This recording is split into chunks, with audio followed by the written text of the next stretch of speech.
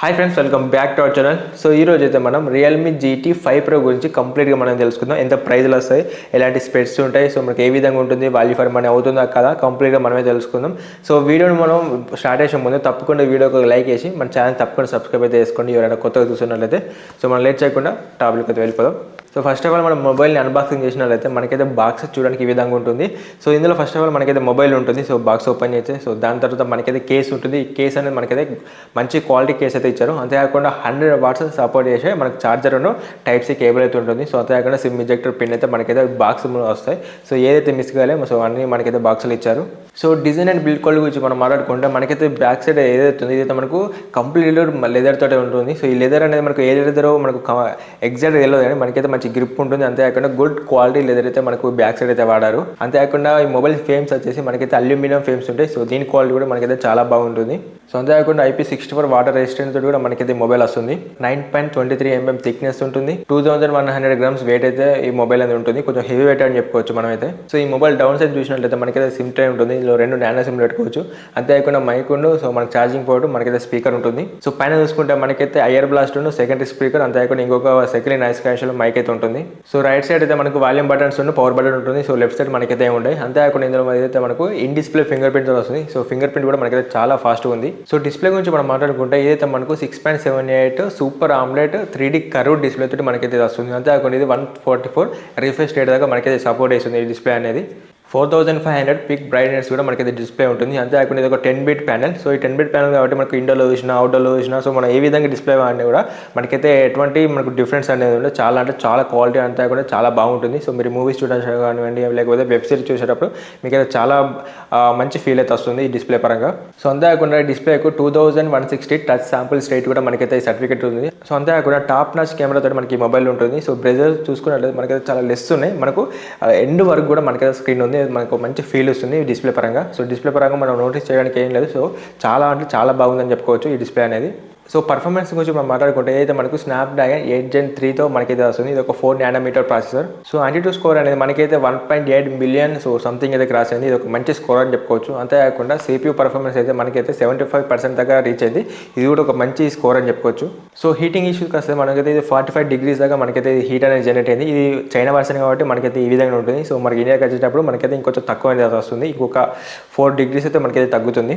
So LPDDR5X UFS 2.0 storage మనకి mobile వస్తుంది. So ఇది చెప్పాలంటే మనకు చాలా అంటే చాలా బాగా ఒక మంచి ఫీచర్ అని చెప్పుకోవచ్చు. మన యాప్స్ క్లోజ్ చేసేటప్పుడు కానీ ఓపెన్ చేసేటప్పుడు కానీ ఫైల్ ట్రాన్స్ఫర్ చేసేటప్పుడు మనకైతే చాలా అంటే చాలా ఫాస్ట్ ఉంటుంది. సో సాఫ్ట్వేర్ గురించి మాట్లాడుకుంటే ఇదైతే మనకు Android 14 రియల్మీ UI 5 మీద మనకి ఇది రన్ అవుతుంది. ఇది ఒక చైనా వేరియంట్. సో మనకు ఇండియాలో మనకు మేబీ దీని మీద కూడా తీసుకురావచ్చు. ఎందుకంటే మనకు ఆల్రెడీ ఇండియాలో వేరియంట్ ఉంది కాబట్టి సో దీని బేసిక్ కూడా మనకి తీసుకురావచ్చు. సో ఆక్సిజన్ ఓఎస్ అన్నా లేకపోతే ఇదన్నా మనకైతే దీంతో వస్తుంది. మనకు ఇది వచ్చినా అది వచ్చినా పెద్ద డిఫరెన్స్ అయితే ఉండదు. రెండైతే సిమిలర్ ఉంటాయి.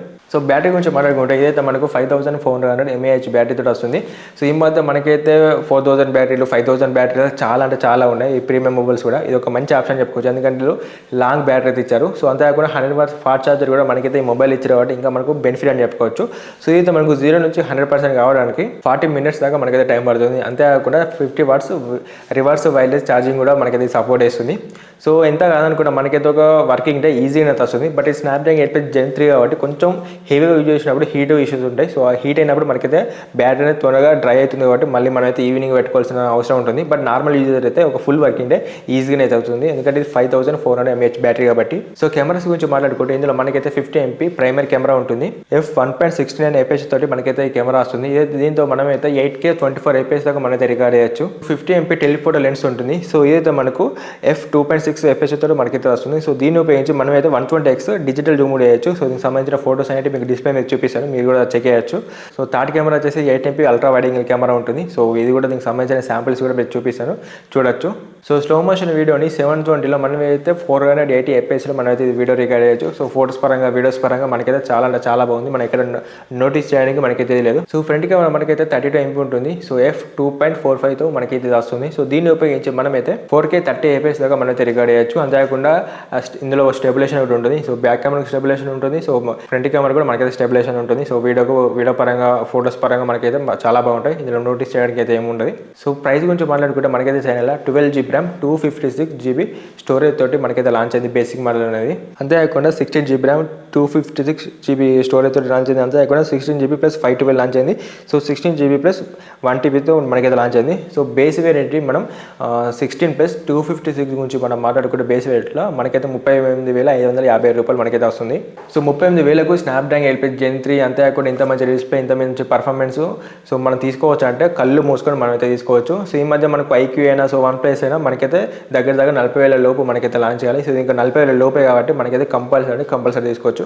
రౌండ్ ఫిగర్ 40,000 వేసుకొని కూడా సో మనమైతే the value for money mobile ఖచ్చితంగా అవుతుంది. ఎందుకంటే ఇది 8 Gen 3తో వస్తుంది. ఇది ఒక ఫ్లాగ్షిప్ మొబైల్. అంతేకాకుండా డిస్ప్లే అనేది చాలా బాగుంటుంది. LPDDR5X ర్యామ్ తో వస్తుంది కాబట్టి మనకైతే మొబైల్ అనేది చాలా ఫాస్ట్గా ఉంటుంది. సో మీరు 24 గంటలు గేమ్ ఆడినా కూడా లేకపోతే నార్మల్ యూజ్ అయినా మనకైతే చాలా బాగుంటుంది.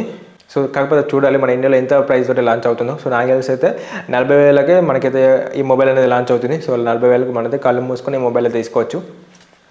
సో ఫైనలీ ఇది మనకైతే రియల్మీ GT 5 Pro గురించి. సో ఈ వీడియో మీకు నచ్చితే తప్పకుండా లైక్ చేయండి. అంతేకాకుండా డౌట్స్ కింద కామెంట్ చేయండి. మీ కామెంట్ బేస్ చేసుకొని ఇంకొక వీడియో అయితే ఇస్తాను. So thanks for watching. జై హింద్.